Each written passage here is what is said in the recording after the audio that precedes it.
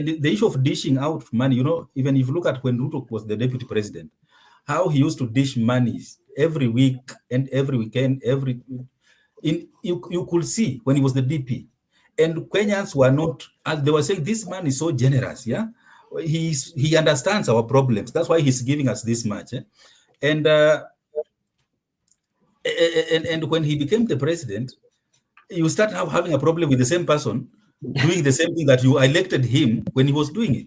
So I think us as a country, how Mhm. we really interact with these leaders, yeah, because Mhm. I cannot elect you when you are dishing out money for me. Then when after you winning the seat, now I become against what the reason why I elected you. So it Mhm. is upon us also to look ourselves in the mirror. Okay, thank you so much. I can see our brother Mzalendo here. Before I welcoming back, and Barack, there's something that also I've realized that in Kenya there are two things that are very constant. It's about position and money. Provided that you can provide me with position, then you give me money, then you are a good leader. Mzalendo, thank you so much and welcome to the program. Today we are just having a conversation about the Kenya Moja Alliance, and this Kenya Moja Alliance is alliance that has been formed or is the process of formation, especially from leaders who tend not to agree or leaders who are breaking away from both the UDA and ODM. And this was seen in Saboti last Sunday. And our question is, the Kenya Moja Alliance can deliver this country leadership, especially when you look at the challenges that we are facing. We talk about how our political are so much polarized with tribalism and all that. Do you see the new formation can bring in sanity in our politics? Thank you, Brother Ben, and good afternoon or good evening to everybody else who is watching the show. My name is Mzalendo. And now, one thing I would want to say is that there's a lot of confusion in our politics right now. We actually don't know who is saying the truth and who is lying to us. We don't know whether Kenya Moja is part of the grand scheme by the government to scuttle the vote. So we are kind of in a mixed situation where we can't know who is telling the truth and who is speaking on behalf of Kenyans. Because there are so many groups here. There's a group of the opposition led by Gachagua, and now there is Kenya Moja led by Sifuna Amisi Wamuchomba uh, and other members of parliament who initially had formed a caucus in parliament just to agitate for the young people in the country. But having said that, all all they are leading to is the removal of William Ruto as the president in 2027. If that is their case, then they probably have to work together as a team, other than divide the votes. Because if they have a candidate of their own and the opposition on the other end, led by Gachagua and the group, have their vote, then definitely William Ruto will carry the day. That is how I look at these new alliances. These new alliances are setting confusion to the voting population of the country. And if they mean well for the country, then they should be talking in one voice and telling us what they want to do for Kenya. It's not just about removing William Ruto, it's about setting an agenda that will help the people of Kenya. We are all on board about the killing and abductions that the government has done and has gone rogue. And we are also aware of the pay slips that are continuing to shrink. So if that is the agenda, then we will come on board. But if the agenda is just removing William Ruto from power without any proper set manifesto to help the people of Kenya, then I think it is something that is worrying me a lot in the political circle. Thank you. Thank you so much. And you've spoken about the abduction and all that has been happening. And today we received this information in the news that the president and the honorable prime minister has constituted a 5-member team that are going to investigate or interrogate the 10-point agenda that they agreed during the MOU between ODM and UDA, and one of them being the NADCO report. And do you feel it was necessary, or do you feel it was well informed to have this committee, knowing very well that these two principles, they meet and they can just give directive on what should be done?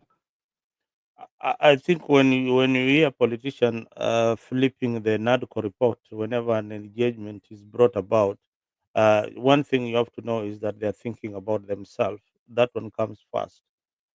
Know that what was in the NADCO report that we didn't realize, we realized, but was creating positions that are not there in the current government, like the official opposition leaders office that will be fully fledged and funded by the public.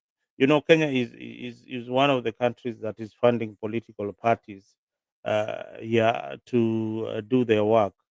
So the wage bill of this country is skyrocketing to the roof. Yet we want to still create some offices for these politicians. And again, what was floated was also a prime minister's office in the NATCO report, Yeah. and all these things is just a bigger wage bill.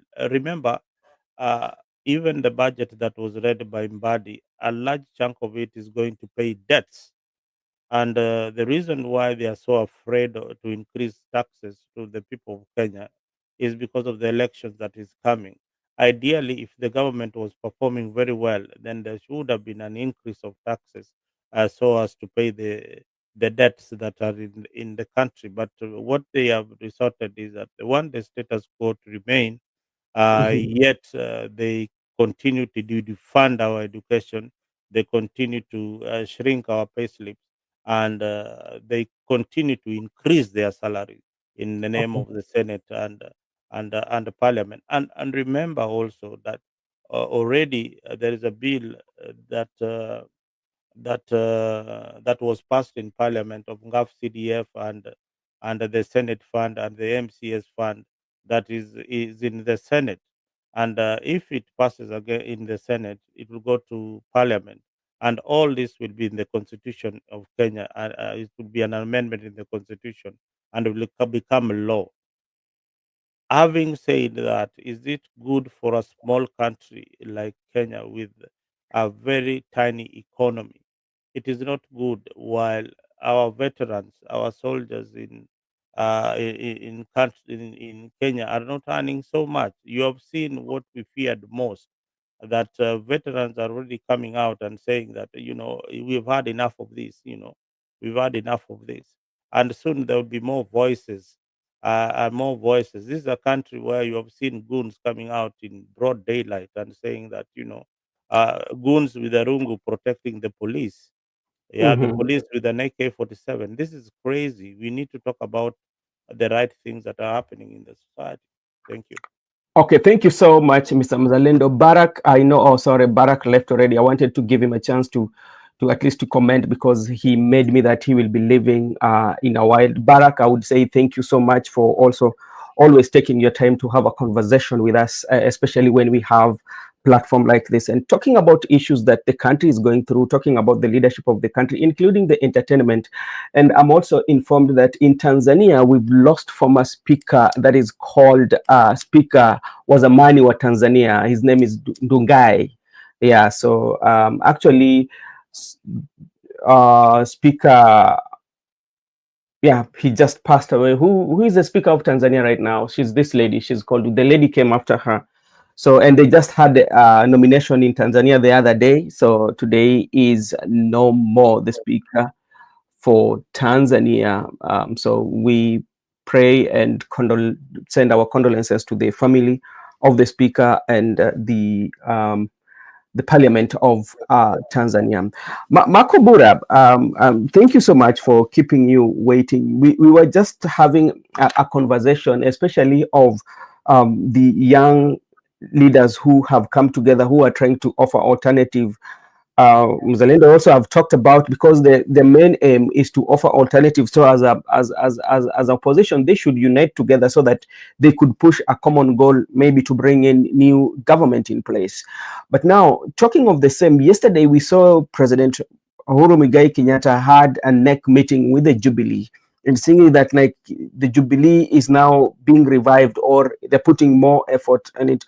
What does this one mean, knowing very well that the other day we were talking about President meeting, or President Uhuru Muigai Kenyatta visited President William Ruto in the State House, and now we are seeing him online having that a NEC meeting.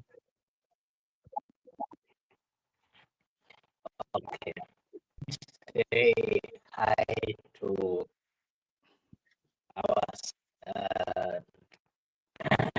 to acknowledge his brothers. Makobura, your mic. It's not clear. Yeah, you're breaking, or you are having scratches. Yes, maybe you can log out and come back again. Maybe check on it, then we can continue, brother. So.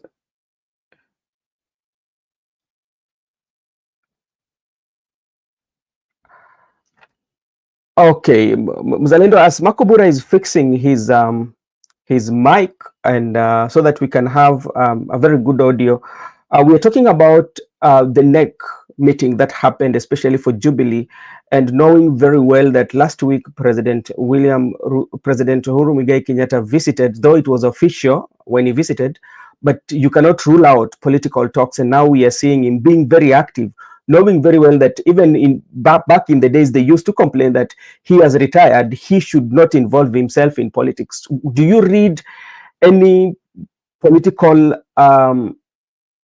agreement or political pact going towards 2027?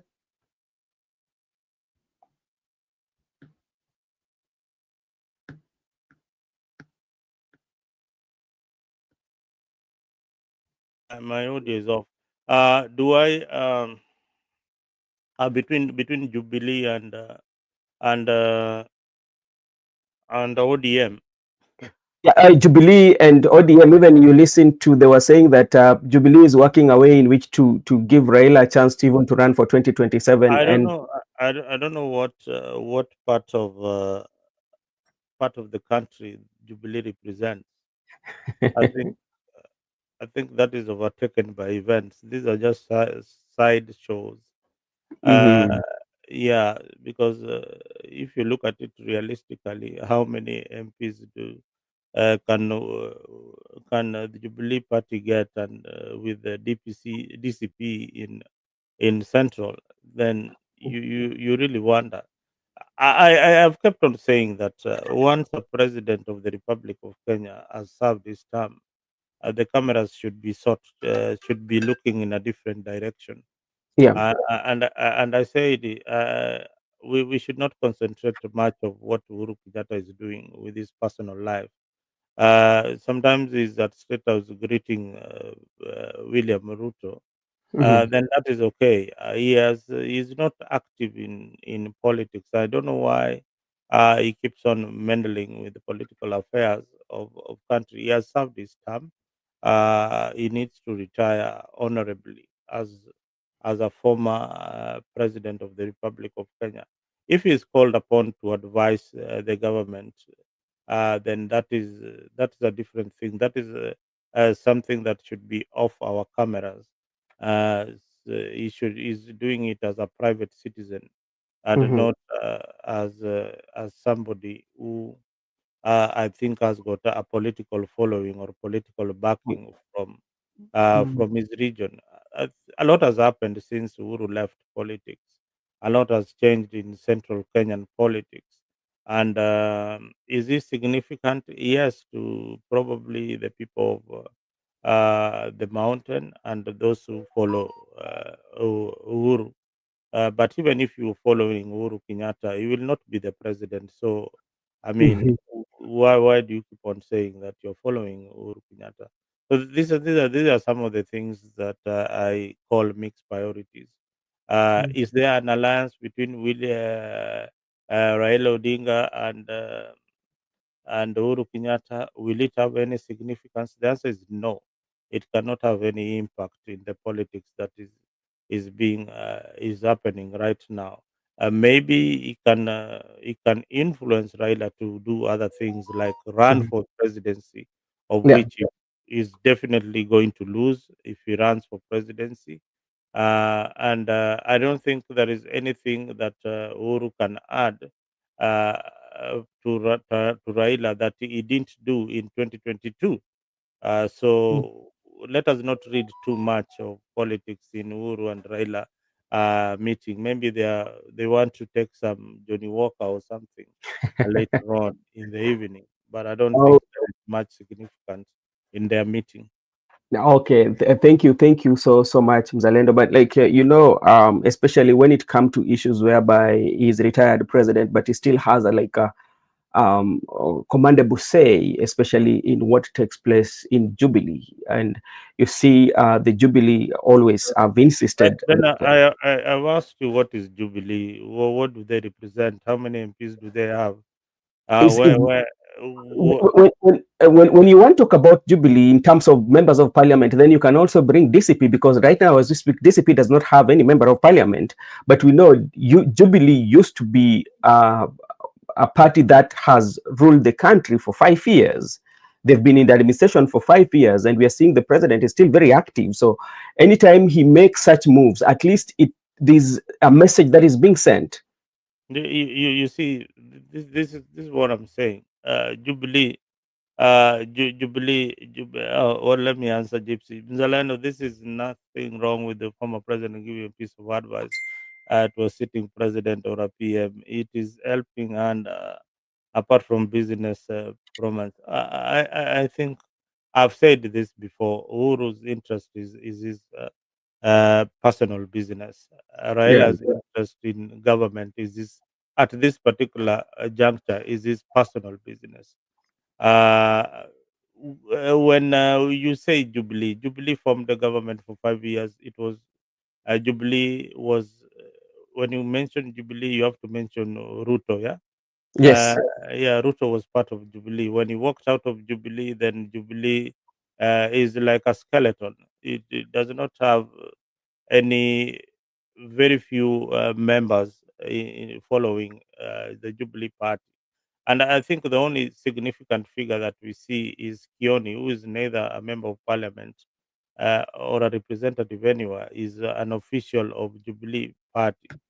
So with the Jubilee, I see a situation whereby they want to be relevant, very very relevant in today's politics, so that they cannot be overtaken by events, Oh, or rather spoil the party for DCP in Mount Kenya region.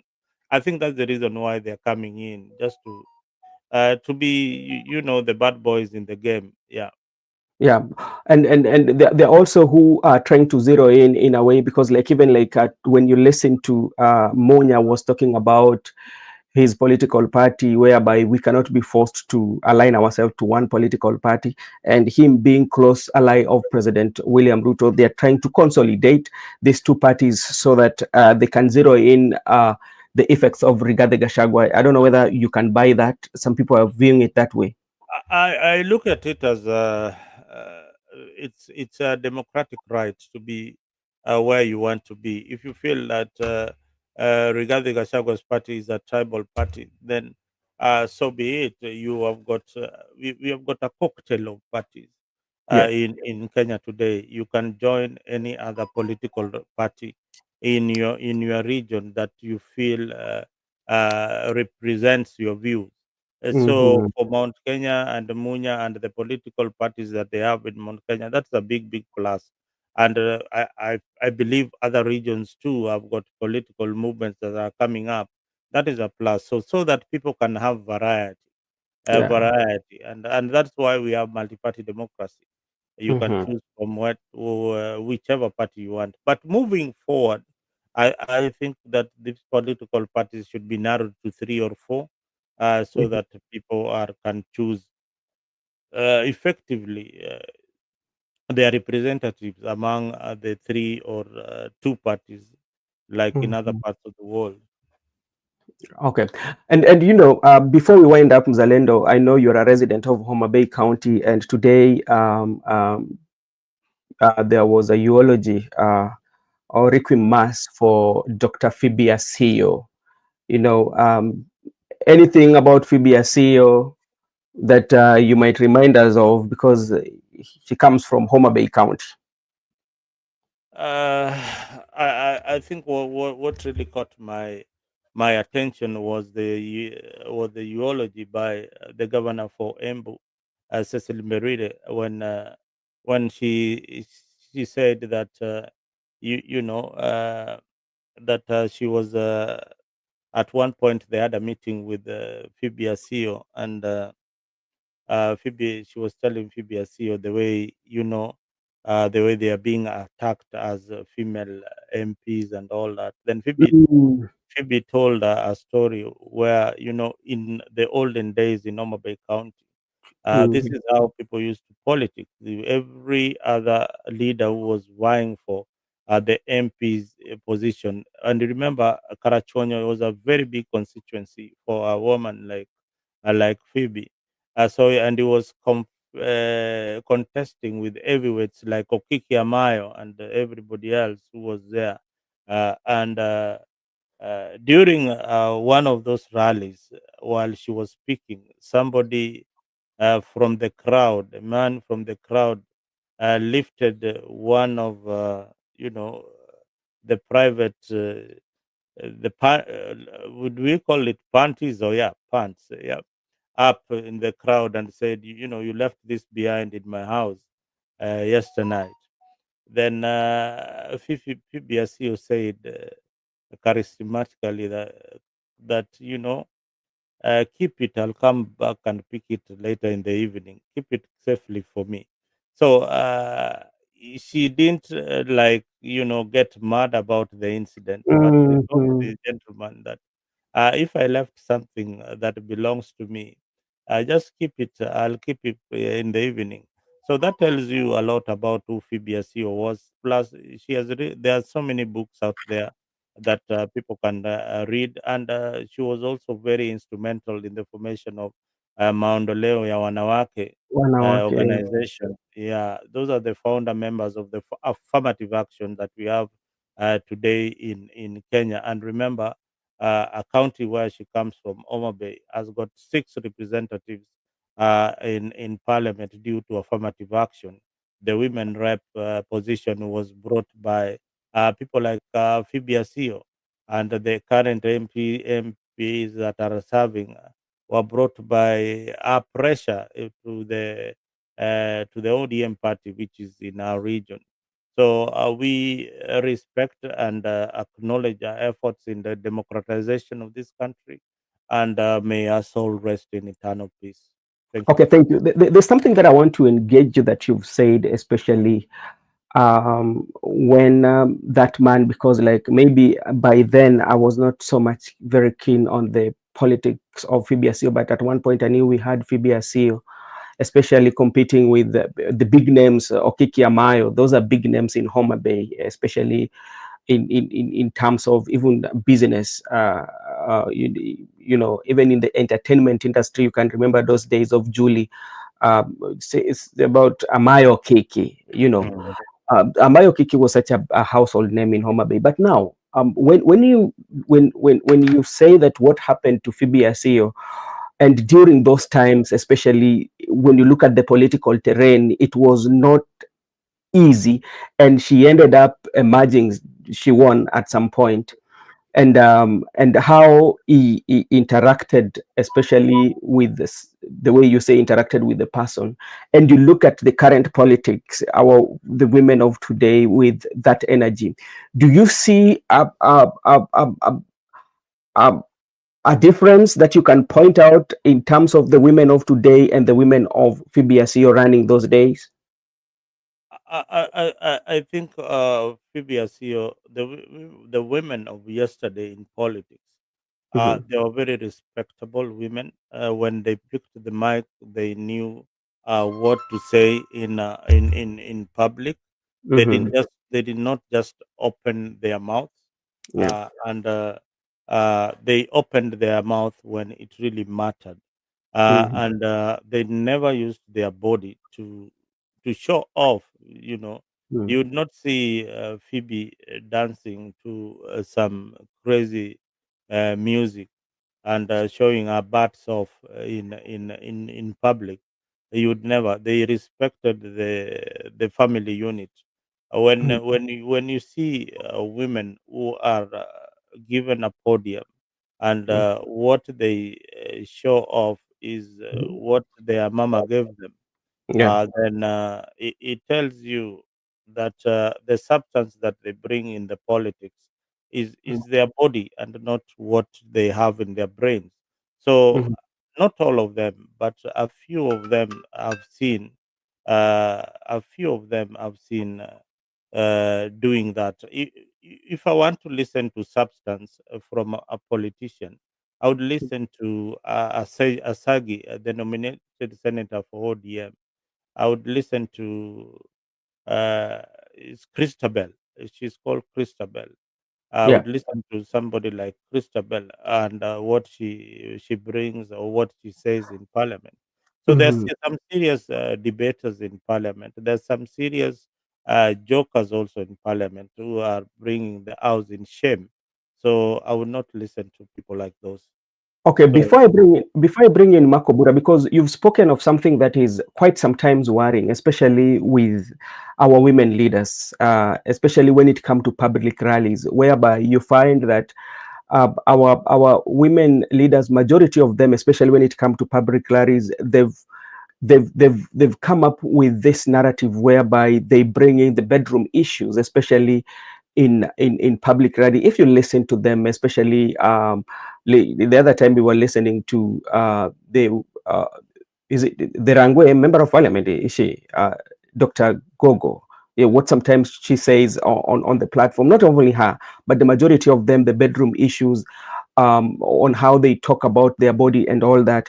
And you look at them this time around, whereby the grounds have been made easy for them, I would say so, as compared to the days of the late Phoebe CEO, who, despite the fact that it was so difficult for them, but they still carried themselves out with a lot of decorum and respect, especially to the leadership. And if when you look at what is happening right now, what can they learn, especially from the late Phoebe CEO and even other women who held position in the yesterdays? you you know Ben. Uh, if you want to know what is selling, yeah, uh,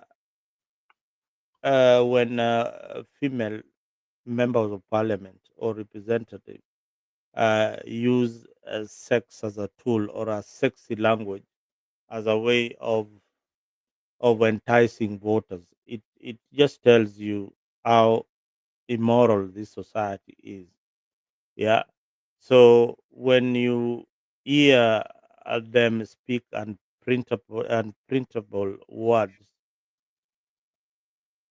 then it tells you that sex is the biggest selling commodity when it comes to politics in Kenya.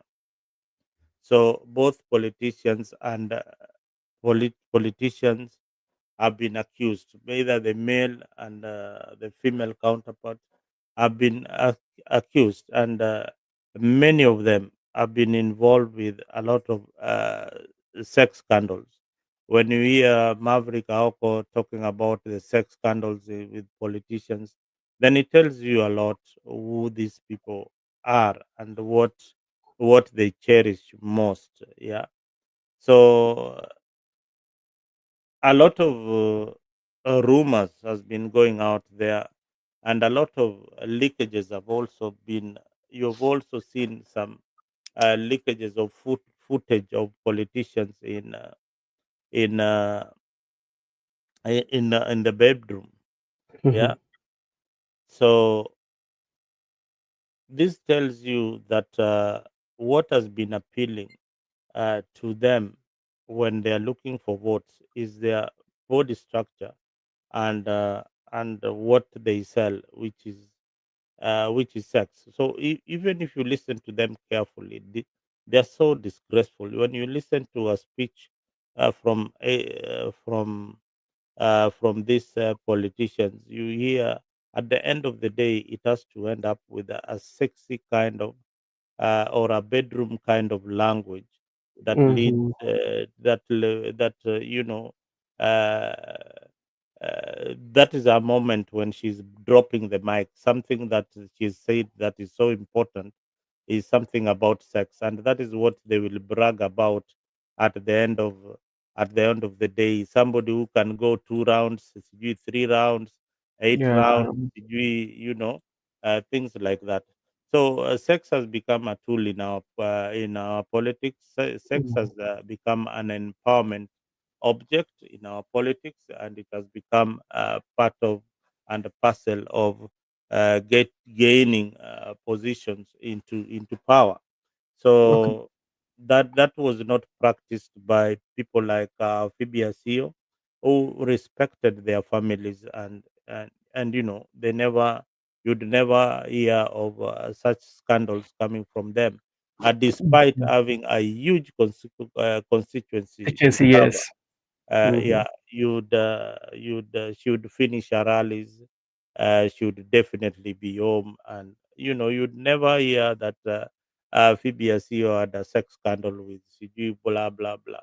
But these other ones are in the open. They say that I am ready to get even the second one. So a member of parliament who should be a role model. When you are an honorable member of parliament, you need to The carry honor, yourself that the honor, honor they with give you the that honor. it comes with some dignity.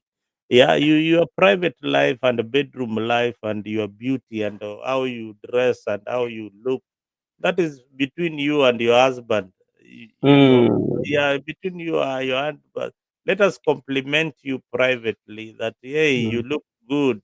Let the public say, and all you can say is thank you very much for your compliment.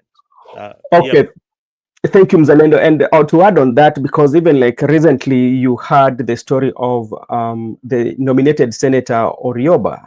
She was talking about the trips on who goes to the trips and all that. And if it reaches that point whereby that's how we operate, it tells you that that missing link with our morals and values, what we are known for, or what as a leader what should we do? Because like if a leader is going, maybe she's going for a benchmarking. So for you to go a benchmarking in the list, there's a way in which now we are not expecting those to happen, especially in higher institutions like parliament. If what she was claiming is true, then is questionable. Makobura, how are you doing, sir?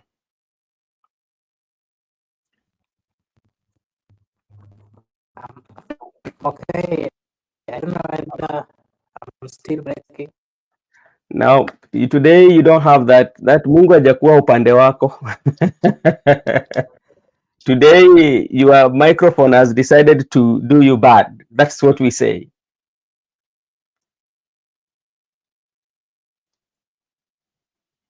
Can you try? Okay. As Makobura is still fixing his mic, I think today is. Remember those days, Mzalendo, when did they say that your God went on safari? Have you had those days? Leo Mungu wako alikuwa ameenda safarini.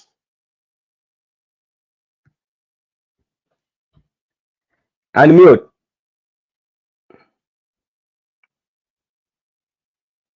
Mungu wa Marco Bura ameenda safari. I can see Gypsy Corner saying that she has read the memoir of Phoebe Asio's journey. Yeah. Yeah, I mean, that book is it's a reflection of who Phoebe Asio was uh, as an African woman. That is now an African woman, and he was the president of the great women organization, the Maendeleo and Wanawake organization. And remember, Phoebe Asio served, I think, for more than he served in 1979. Most of you were not born then. 1979 to 1983. Brother Ben, I don't think you were alive by then. No, Oh yeah. Mm-hmm. unajua mimi Phoebe Asio nimekuja kumsoma tu kwa historia. Kuna wakati ulikuwa anasema I think in 1992, when multi-party democracy was being enacted, Phoebe Asio was a member of parliament, and yeah. he served between that year and 1997. So Mm. she has got a remarkable achievement in terms of politics.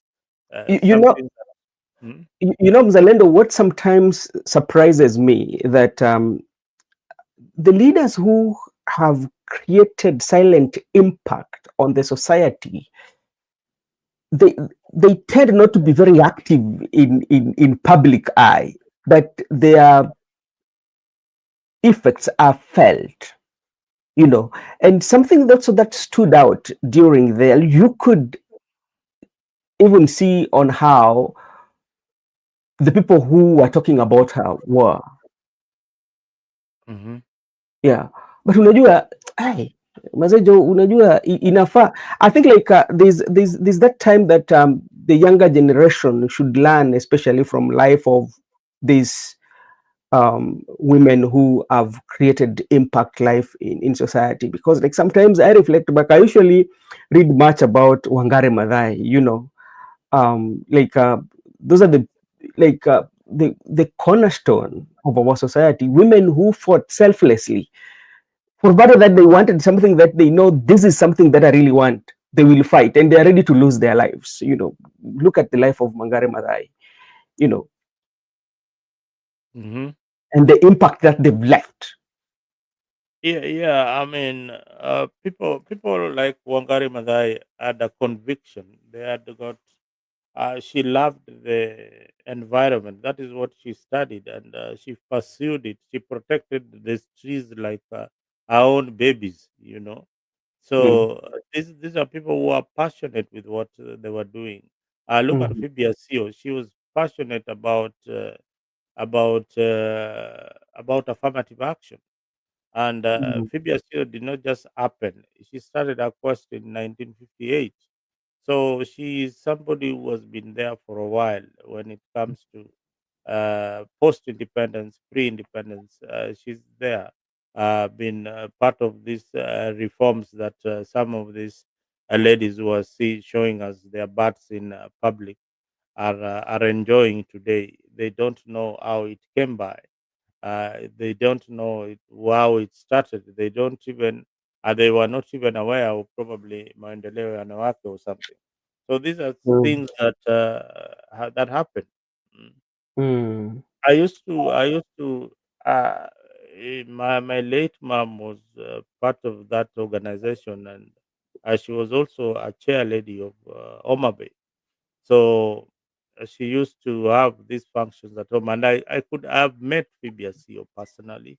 Uh, There's a question here, Kenya. Our brother is asking, can a man run for women rep? no, the women rep position was created solely because of the affirmative action to have the two-third gender rule to create that balance. So And a man cannot run for to be a woman representative, a woman representative. okay, and Mzalendo, there's something that I want you to weigh your thoughts on, and I heard it from Sifuna, especially talking about when she was talking about Phoebe CEO, and she talked about the a certificate being issued to especially to women representative, especially in the areas where maybe they might be having interest. But my question is that's why they were given direct ticket. But why should you give a direct ticket? Yet there's some other women. Why can't they put it like these positions? Because we've decided that the woman is going to be the member of parliament for this particular. Now, less women compete for that party ticket. Why should you give it if it is for women to make that fair ground for all women who are intending to run? Politics is unfair. Politics has never been fair. All right. It Yeah. is a game that is unfair to those who probably want to serve. I see a situation where people like Gladys Wanga Yeah. were given tickets to run for the women representative. But remember, the people who are normally given this particular ticket are the people who hang out around the political movements. They are the people who attend these rallies. They are the people who pamper these politicians wherever they go. And they are the people who are with them. They are people who follow politicians. You'd see them in Kajuang's rally. Like I saw many times Gladys Wanga in those Kajuang rally when she was a nobody. And then the party notices, hey, you umekuwa na sisi for a very long time. Wacha we reward you. Yeah. But the party cannot have the instrument to look for people who are interested in politics all around. That Yeah. hey, we want to have a nomination, or we have positions which are coming up. Are you going to be interested? I think we have not reached that point Yeah. where the parties have got the finances to conduct free and fair nominations. They don't have the personnel, and they don't have the capacity to have a free and fair nomination. Okay. So this is this is because of the resources, or this is because maybe you've been so very loyal. Yeah, because our politics is normally about loyalty, Loyalty. loyalty, and it's about loyalty and what else. Parties like ODM is loyalty to the party leader Raila Odinga, and then respect to the party leader Raila Odinga. Then follow him wherever he goes, apart from the toilet, to Raila Odinga. So that is what it is all about. The only place that they don't follow Raila Odinga is the bathroom and the toilet. But anywhere else, they will have to follow him, and probably the bedroom. You see, there's something that I'm also, because like nowadays I tend to follow so much the politics of Tanzania, and something has really stood out for me, especially when they talk about anything that is being done. Anybody, including musicians and all that, they have to mention Mama Suluhu Hassan, Rais wa Tanzania, in their statement. I think that one to make you remain relevant, or to make you feel that you are submissive to the government. I don't know why they do that. Yeah, that is what happens. But that is what is happening in your own backyard. You come from Migori, yeah. Every politician, when they have in that sentence, the Baba has his name has to feature somewhere. They can no politician will ever speak without. In fact, one of these fine days, I'll pick a microphone and say, anybody who is going to speak after me, please Yeah. limit your. We are not going to use this word Raila Odinga and Baba in this particular occasion, and then probably nobody would speak in that function. But you realize in Tanzania, CCM Yeah. is a is a dictatorship. It's is akin to the KANU political party that used to be here before that then died. So CCM at one point, CCM, these parties would be dead. No, Yeah, these parties would be dead. Unajua kwa And maybe saizi with time, you might not witness it today. You might not witness it today or the next election, but yeah. these parties are going to. Tanzanians will wake up and say it's enough is enough. Like what I was reading today in CCM Mhm. and that most of these sycophants who are either supporting Sulu and all that, they've been kicked out.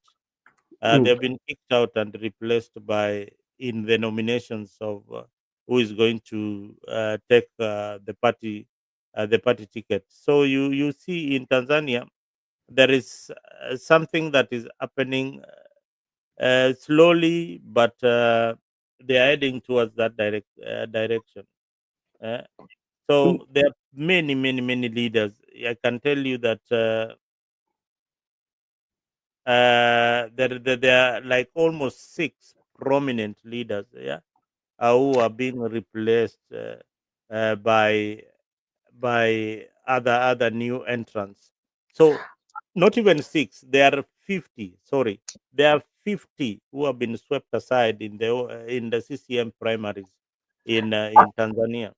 So Actually, the one, there's a lady, there's a member of parliament, I think is in Ringa town. I was really following about her. Actually, she was very mean to Her Excellency Martha Karua, especially the words were demeaning that she said towards Martha Karua. But like, she has felt the wrath, especially oh he has not. yeah. Look at that lady who spoke in parliament in Tanzania. Yeah, yeah, she So is I've felt been following who are these leaders. So 50 of them are not going to see parliament again. oh, Yeah, okay. that's a good gesture. Yeah, okay, thank you so much. Joseph, how are you doing, my brother? I was checking on you. How are you doing? Thank you so much, my brother. 1 minute. I'm coming. Okay. Yeah. So and when you check again Tanzania, there's this guy called Humphrey Polepole. Humphrey Polepole was ambassador. I think he was, if not Cuba, and he resigned. And the main reason why he resigned as ambassador from Cuba was because of the leadership that was happening, because he was not very happy about the abduction of young people. He was not very happy about how the Chama cha Mapinduzi is being operated now. And there's something that he said, like that in Chama cha Mapinduzi there is something we called kumi kumi, and there's internal on how. Brother Benson, Yes, my brother. sorry, I got a call right now. Sorry. Thank you for checking up on me. I was not feeling okay. Now I'm Oh, feeling well and all getting right. better now. How's Okay. everything? I've missed so many of your shows now. No, Alafu sasa I was nikiwa when I was bed laid nilikuwa naona mpira, so that oh, one was the one which was keeping me company. Nilipotelea siasa kidogo sasa unajua hapa tunaweza kuja tupige hata gunzo. Unajua, I know even like there's a day that we should talk about even entertainment industry in our country, which is not doing well. You know that we are not doing well in terms of entertainment. Most of our musicians, some of them get one hit and they're lost, nowhere to be seen. Kazozo Kaveve, did you want had to say you want to say they are one hit wonder? Kaveve Kazoze, One hit wonder. that lady Kazoze, where did she go to? No, but those guys, they were drunkards and they were misusing drugs. You cannot expect them to be good of. They misuse their money with drugs, you know. And even the one who made me angry was the one who was called Malisafi Chito. You know that Malisafi Chito. Yes. That one was the one who made me. She lost herself in the crowd, thinking that she could tell even the DJs not to play her song. So I think Yeah. power got into our head, and I think our athletics and our not only musicians, all people who become famous. Even you can see the stories behind the celebrities. You heard one is saying that she's been living in these houses, the bed sitters. He has Yeah. been living in houses for renting. I think they don't know how to manage their money. That's the Oh, problem no, with not, most. not management really, but like you know what usually happens is like there are people who have taken the music, especially as their career, and you know that this is a job that will always pay me. So what I usually do is I have to treat it as like this is my job. You know, when you look at how Tanzanians especially treat their career, especially when it comes to music, you see like Diamond knows very well that I don't have any other job. The job I have is music, so I have to make sure that I protect this and I make sure that I don't play with it, around with it. So now this is where my source of income comes from. So you know, and they also know on how they maintain when should I release the music and at what time. So you find that they usually remain relevant into the music industry. But now when you come to our country, majority of apart from a few, the younger people, you might have a one hit, you know, and you want to release this one hit and it trends, but you don't have a backup. How are you going to come? So like having like around even 10 songs that you keep in place, so you make it your job that each and every day what I need to do is music. How am I going to write this music? How am I collaborating? Who is my manager? How am I going to brand myself? How is it that when I'm, because like if you have a brand, you should not just make public appearance. You have to know when should I appear in public, because if people keep seeing you in public, then you lose that hamu ya watu kukuona. So that is something that's where we are lacking. But one more thing I've also observed today is that the stadium in Tanzania is almost empty, brother, and it's their host team which is playing. Yeah. I don't know. I don't understand. I am that one has been buzzing me. You know, I saw the game between. There was a game between which the game before after Tanzania played. There was a game which was played. I don't remember was for which teams, but the stadium was empty, my brother. There was no even, you could see only two people.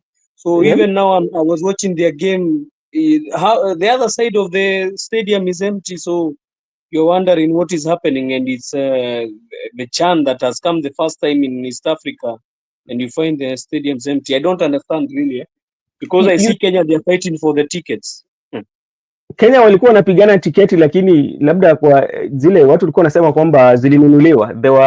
There was that sold out.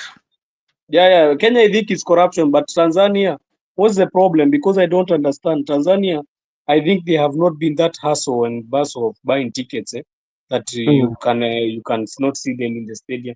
I don't understand, by the way. This one is one thing that have disturbed me. And I think that's why they said the final to be played in Kenya. I think that one so. will be Since people there, but I was watching the game right now. I just came a few minutes. Nimeingia tu dakika tano nikapata stadium iko nini na ni Tanzania inacheza. Sasa ikikuwa ni nini ile timu zingine ambao si za nini, si Tanzania, watafanya nini? Hawataenda. You are mute, brother Benson. Brother Benson, you are muted.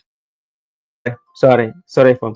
I want to know your thought, because we were looking at the new, we call it the Kenya Moja Alliance, and when you look at the Kenya Moja Alliance, majority of them are members of parliament who are breaking away, tend to break away from the major political parties, especially from ODM, if you are very keen, and from UDA, and they are coming to offer alternative, especially in the leadership of the country. But if you look at the political terrain of our country, do you see any future or any hope that the new formation is going to offer? Thank you for the question. I came, by the way, I came in when you were talking. I just came in and had a sneak peek before I left. The time I was sending you some message, I came in for some few minutes and I heard you talking, and you were saying is like we have a 3-horse race. There is the third force. I think you are calling it the third force. I think this will not be the third force. People might be taking this one as the third force, but it will be the second force. Because you see, when you look at that team, that team is of young people. I think it is resonating with the Gen Z, I think. Because if you see the people in that team, they are Akina Sifuna, who is tended to be younger. Akina Babu, I think Babu also is in Aminis, the team. and Akina Caleb Amisi. I think people might be taking them like it's just a simple thing, but these people will be. One thing that I saw, Gathoni Wamushomba is saying that he's not supporting Gachagua because of his rhetoric and the way he talks. I think they are giving another alternative to the voice that has been there saying that Gachagua is a tribal. People have been saying Gachagua is a.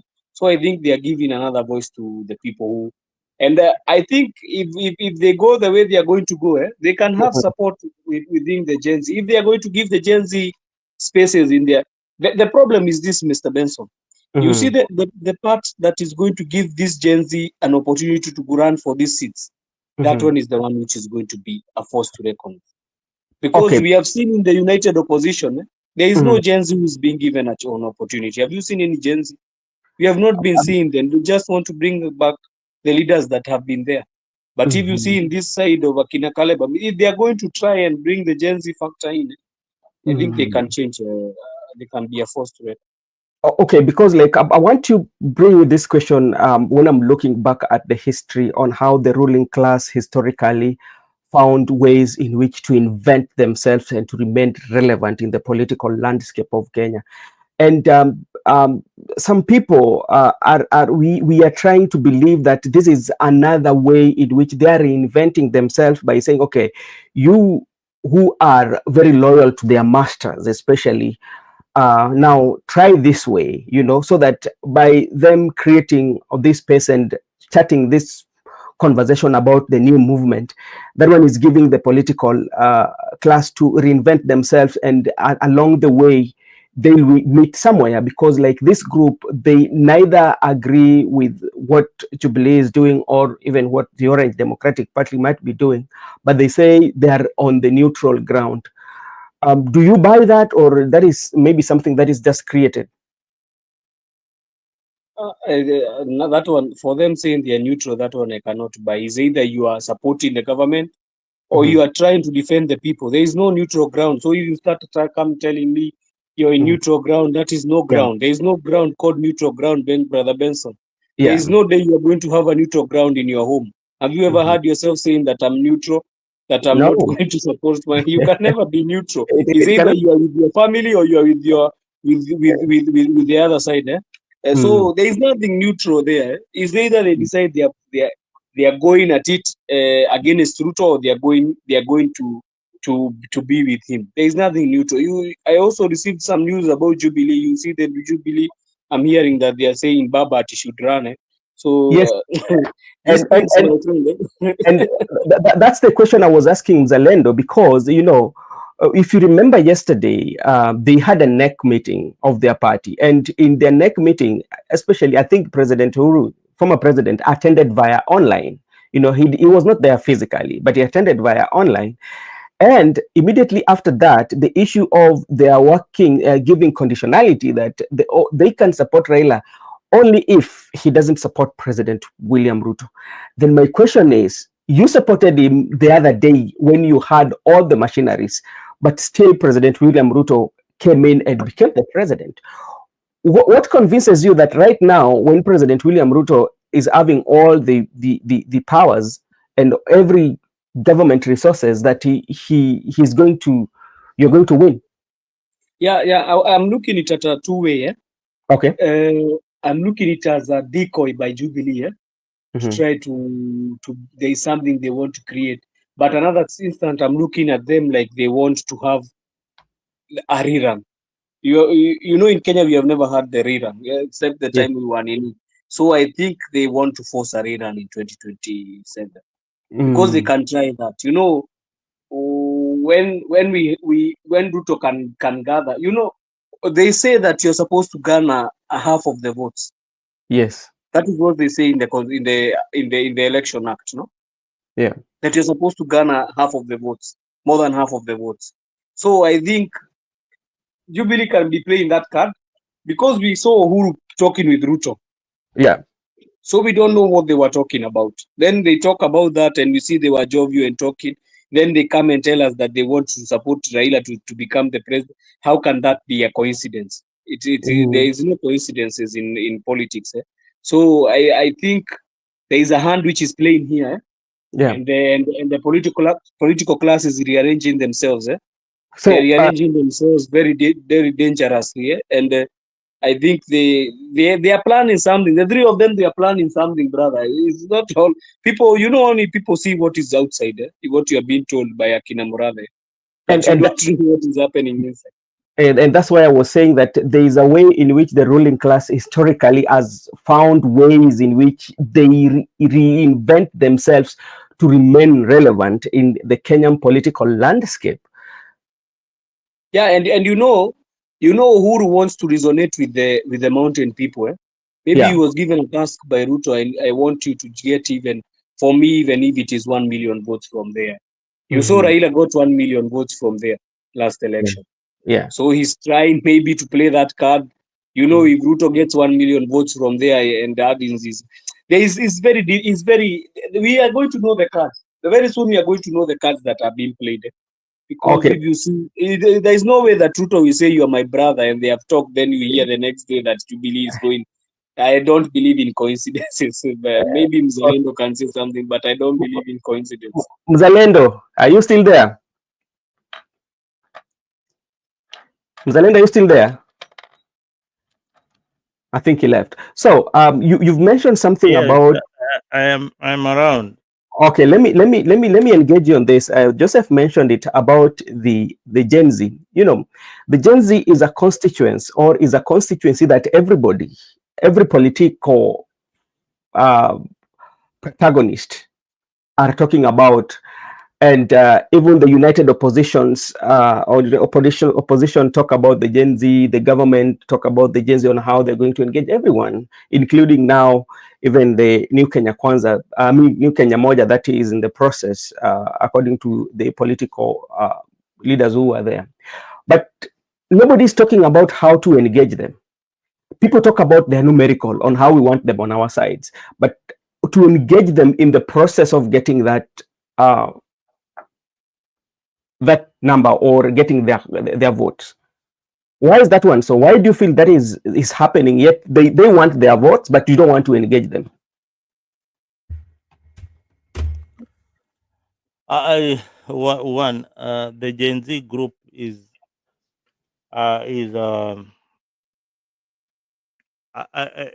something new to the political class. Yeah, it is something that they are engaging with for the first time, and I want you to look at Gen Z as a tribe.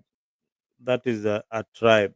It is one tribe that they don't know how to engage them, because one, they are telling you they are not going to follow the tribal political movements. Second, more they are representing one Kenya, one people.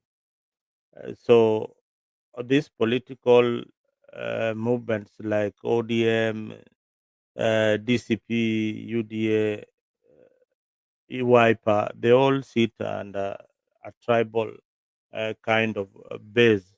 So they might not be a good way to attract the Gen Z. Now, what was part of your question? I've forgotten. Sorry. The part of my question is that the politician wants them on their side. Majority of them in opposition, every politicians keep on mentioning them, that we have Gen Z, we are going to talk with them, but they don't want to engage them politically in the political process, and maybe saying that, okay, this is what we are going to do. We are going to make you to be the this particular our party. You are going to handle this, yeah, but they're just being treated to, maybe we are having a kongamano, munapatiwa pesa, munakunywa chai, muna discuss your issues, but like when it comes to position, I don't think I have only seen one party attempting to organize the young people. And the reason why they are organizing the young people is because they realize that this is the biggest voting bloc in 2027, and they want to be part of it. But how do they engage them in terms of leadership? There are ways that they are going to entice this group by saying that, okay, fine, we will have nominations for some of you. We'll give them direct tickets. we have seen political parties saying that the young people who are going to vie for the first time, they are going to be given direct tickets, as a way of enticing them to participate in the process and getting that backing from this group.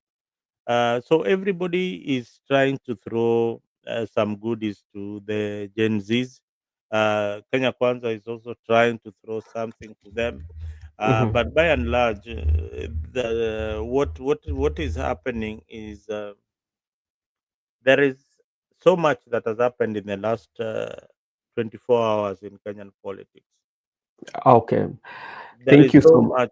much that has happened. We have had the NADCO report. Mhm. uh, William Ruto has formed a 5-man committee to look into the NADCO report. And Is it NADCO or the 10-point agenda? the 10-point agenda, which includes number one, is in the NADCO report in the 10-point agenda. Number one in that agenda is the NADCO report. Let me look at it. I was looking at Yeah, it's NADCO. number one is a NADCO, yeah. Then Yeah. what else do they have in that report that is so important to us? Devolution. They have what? Talk about devolution. Yeah, they have devolution.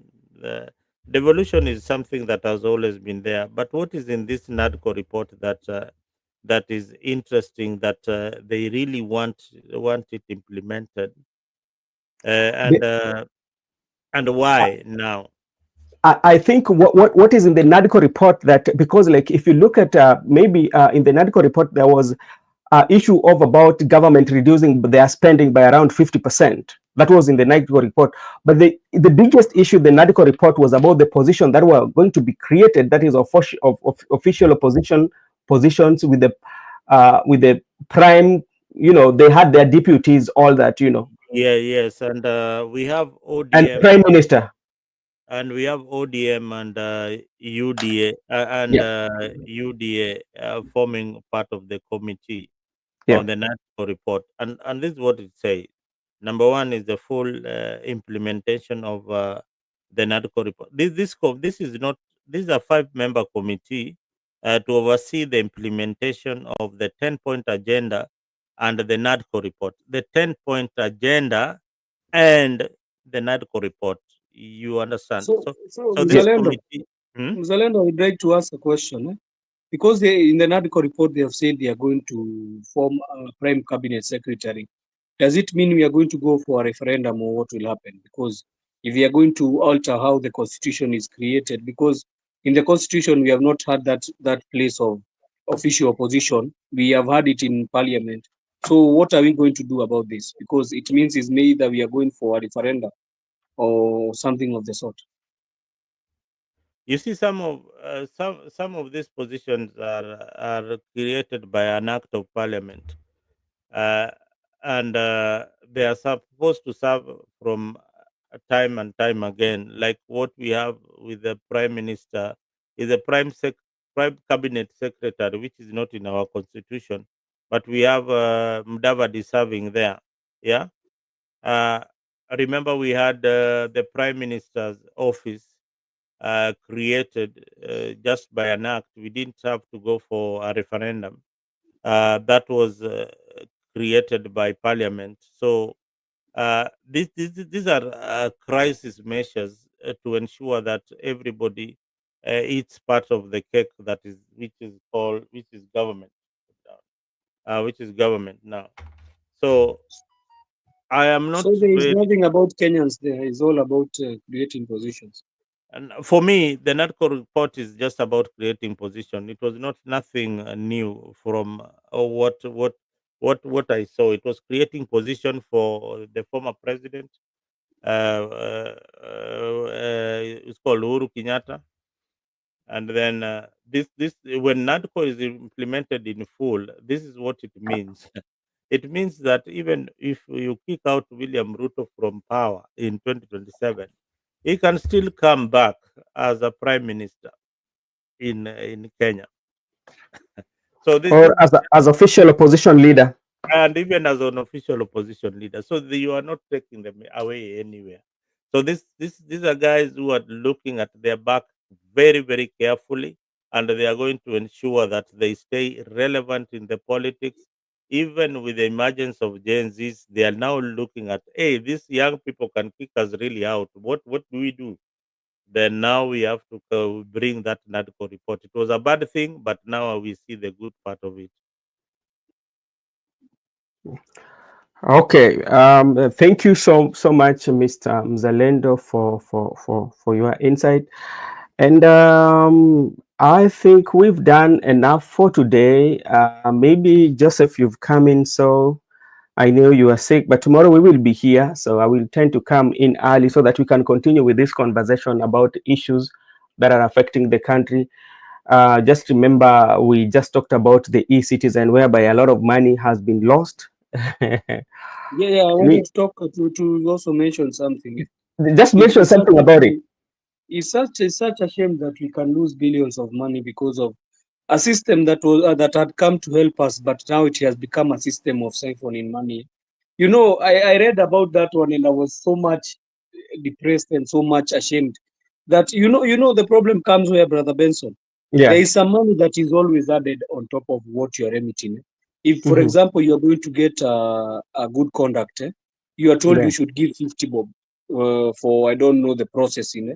When you want to get a license for 600 1 year, you are told that you need to give an in-year remittance for 50 bob. So where does this 50 bob come? Because what I know is the system is always serviced with taxpayers' money. So why do we need to get 50 shillings also for added in our in the budget? We're supposed to be, if it is 1,000, it is 1,000. I think that is the loophole that was brought there so that they can siphon money.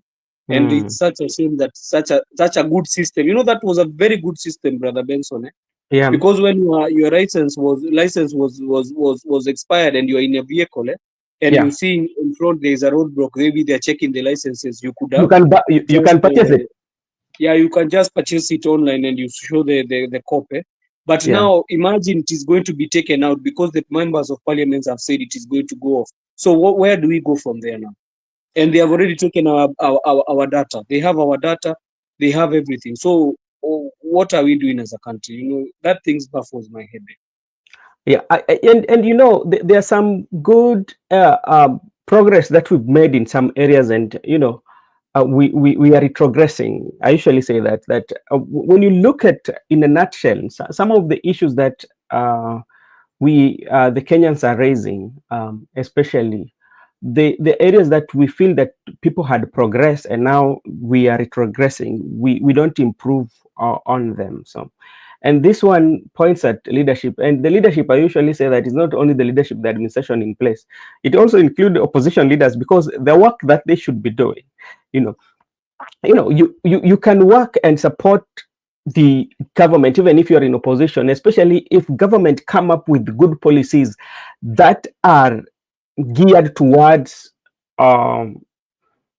solving the challenges that people are going through. Not everything that government bring or every agenda that governments bring you tend to reject. No, there's some policies or some issues that the government might bring that are worth supporting, but like what is happening is that, like, when you look at the parliament, we've talked about here several times that you cannot even, like, opposition is quite much weak. And they're the government in waiting, by the way, and they're weak. It's a problem. That's why I said we don't have an oversight for the parliament, and that's where we are going wrong. If we had somebody who can oversight this parliament, we could be in a better place, because they could oversight these guys. But you know the reason why the framers of the constitution and everywhere in the world, they knew that parliament is one of those institutions that should be faithful and truthful to their calling. So that's why they tell that instead of us bringing somebody to oversight you, so we are giving you that role to oversight maybe the executive, and also to talk on behalf of what people are feeling, because, like, you are representing you are representative.